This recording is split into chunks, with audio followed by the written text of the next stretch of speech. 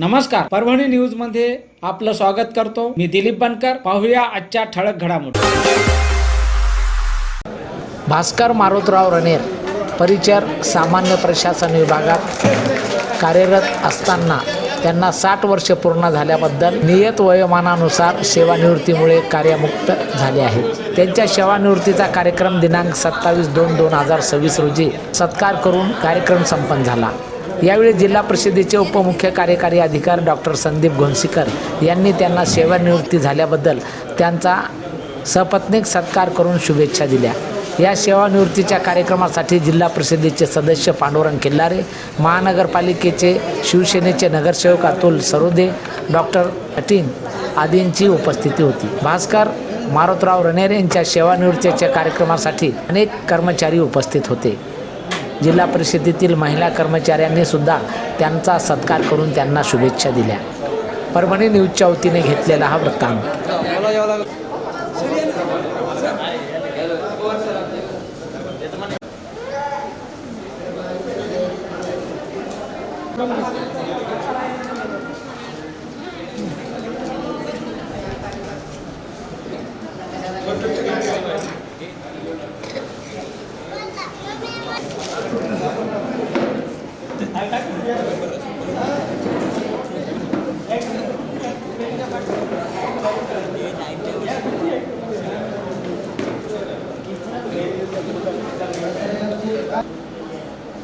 रणेर मामाच्या सेवापूर्तीचा कार्यक्रम आणि त्या संदर्भातले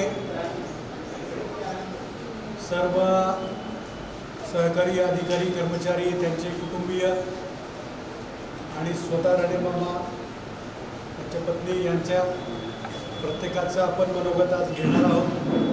तो कार्यक्रम सुरूच राहणार आहे, परंतु मला थोडंसं लवकर जायचं असल्यामुळे सुरुवातीला मी आपल्यासमोर मनोगत व्यक्त करण्यासाठी उभा आहे.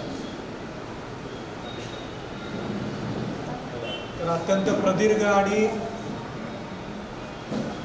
यशस्वी सेवा आणि अत्यंत हसतमुख दिली गेलेली सेवा पूर्ण करून रणेर मामा आज 27 तारीख आहे, पण 28 फेब्रुवारी उद्याचा दिवस सुट्टीचा 28 फेब्रुवारी 2026 रोजी नियत वयोमानानुसार वयाचे 60 वर्ष पूर्ण होत असल्यामुळे ते सेवानिवृत्त होत आहेत. तर हा अत्यंत भावनिक असा हा समारंभ आहे की अधिकाऱ्याच्या बेलला पहिल्यांदा आपण बेल लावली की सर्वात जास्त दिवसभरातून ज्याचा चेहरा आपल्या नजरेस पडतो तो म्हणजे आपला शिपाई असतो. आणि त्यामध्ये रणेर मामाचा हसतमुख चेहरा आणि कोणत्याही कामाला लगेच हजर आणि कार्यतत्परता आणि एकदम वेगाने असं जे कोणतं तुम्हाला पाहिजे, ह्याला बोलायचे त्याला बोलायचे, ते आले का चेक करा, किंवा कोणी गेस्ट आले लवकर पाणी द्या, हे द्या, हे जे नियमित अधिकाऱ्याचे चेंबरचे किंवा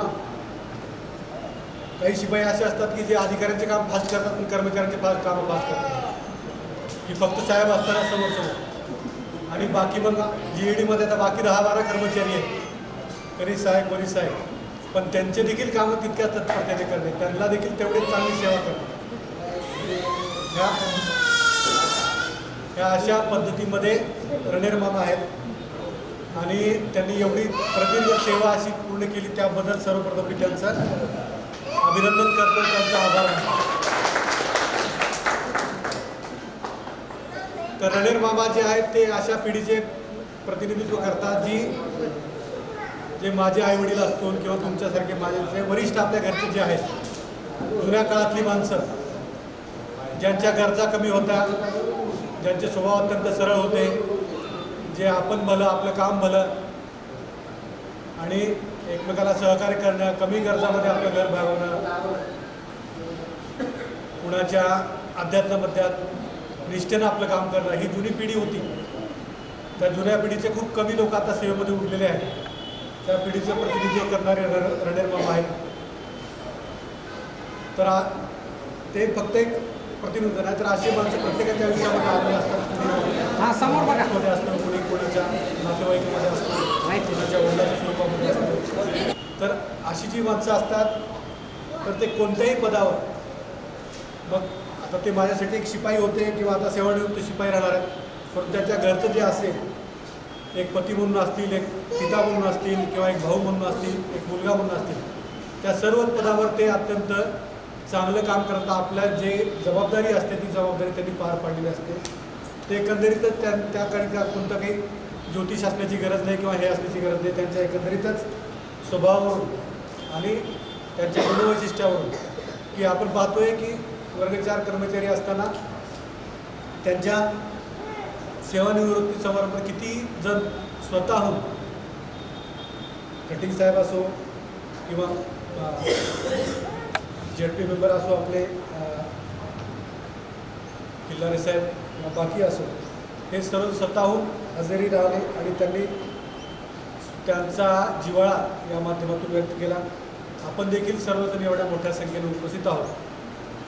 तर या निमित्त मी रणेर मामाला, त्यांच्या फॅमिलीला पुढील सेवानिवृत्तीचं आयुष्य अत्यंत सुखात समाधानाचं, आरोग्याचं, कौटुंबिक समाधानाचं, मनशांतीचं जावं ही ईश्वरचरणी प्रार्थना व्यक्त करतो.